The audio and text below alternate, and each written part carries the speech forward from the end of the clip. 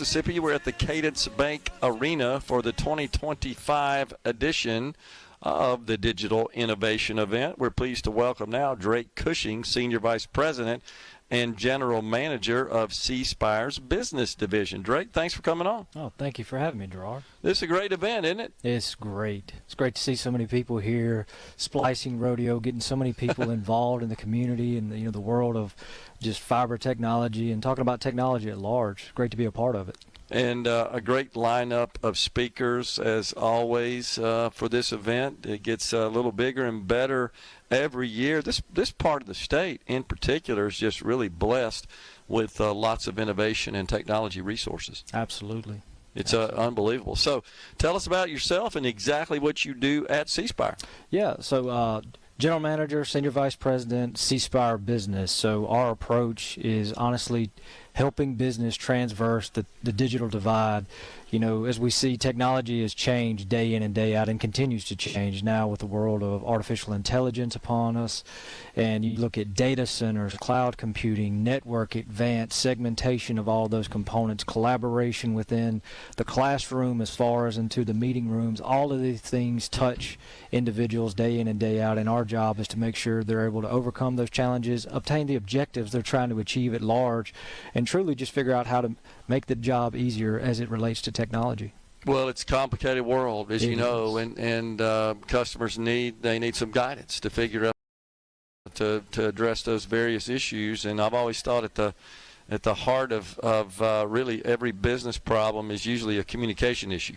Absolutely. And absolutely. If you can address those communications issues and ensure that an organization's staff are able to effectively collaborate, you can produce way better outcomes in those organizations. Agreed.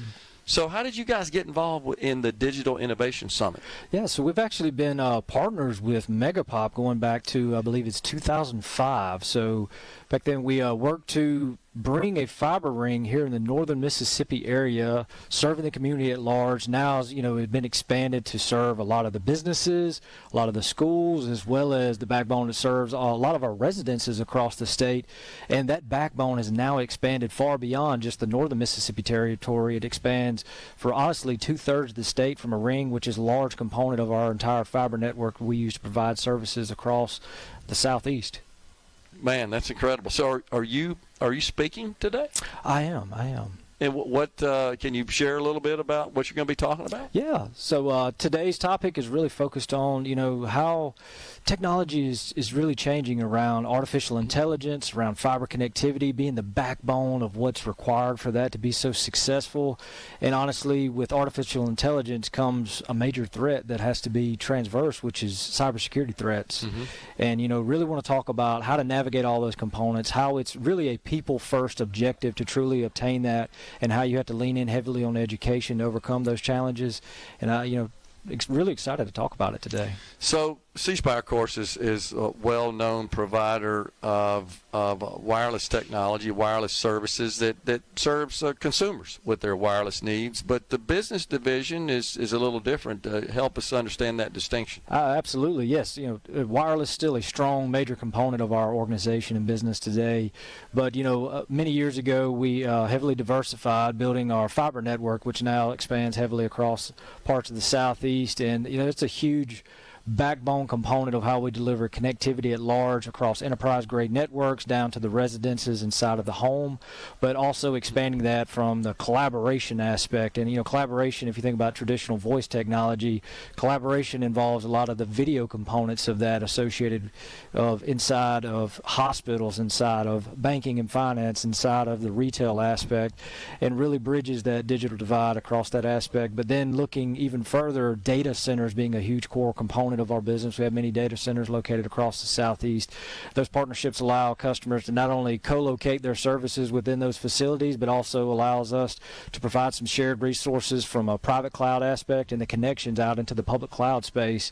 So we have a broad breadth of services we provide. Our approach is really focused on leaning into a business and figuring out where they're at on their journey and how can we partner with them to truly create a partnership, get on the 5-year roadmap, and figure out what objectives do they want to obtain and how can we help them get there. Gotcha. So your staff, are they pretty much located in Mississippi? You across the regional footprint? We are all across the footprint, and when you look across the southeast, I mean, I've got individuals even in northern parts of the U.S. as well. So, we're rapidly expanding. We're actually most people think about CSpire may think Mississippi at large, but we actually operate in 49 states today. So we're continuing to grow and expand. A lot of that is leaning heavy into the technology world, which has allowed us to continue to grow, and it's been a successful journey, and love to be a part of it.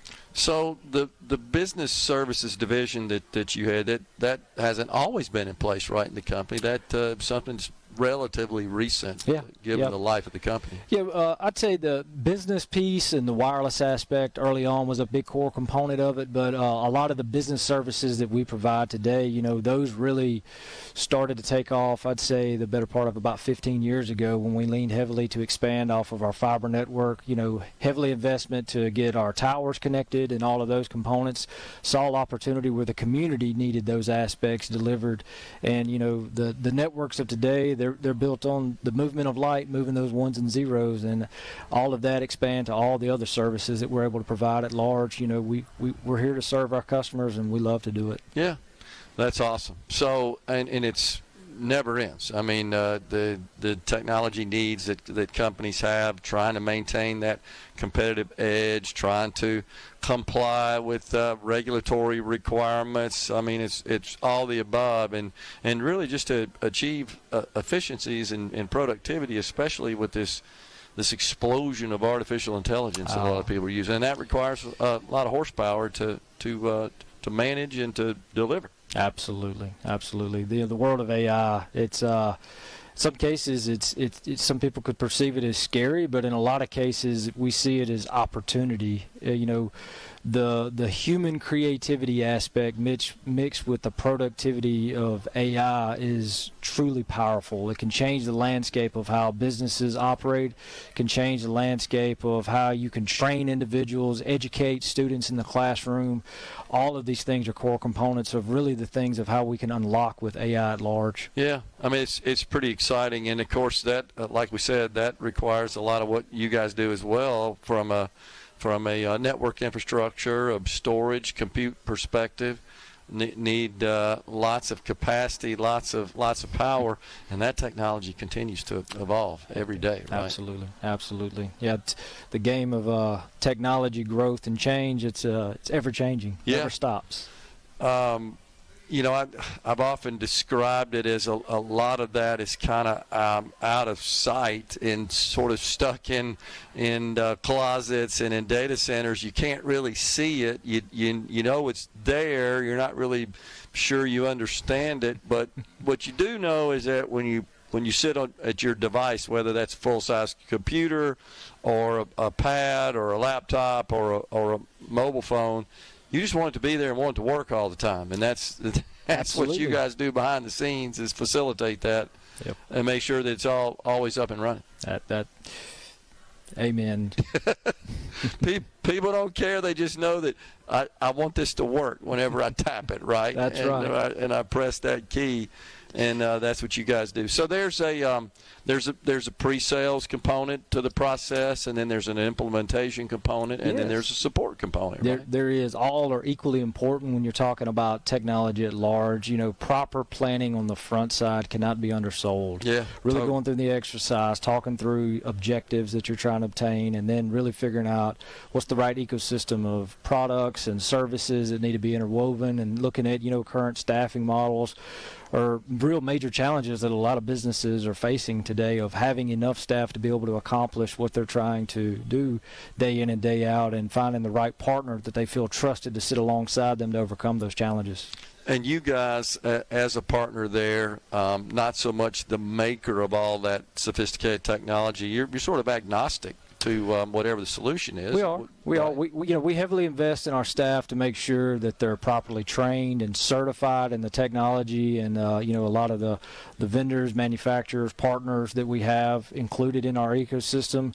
The agnostic component of that is really, not everybody loves everybody in that aspect, but you also want to make sure they have opportunity to look at different avenues to figure out what could best serve them. Yeah, totally makes sense. Well, you guys are a great Mississippi company, and I know that you're doing good work for your customers, and we appreciate you being on the show today and being part of this Digital Innovation Summit as well. Thank you so much. Yep. Drake Cushing, Senior Vice President and General Manager of the CSpire Business Division, has been our guest. We're stepping aside. We're coming right back with the final segment of Middays from Tupelo, Mississippi.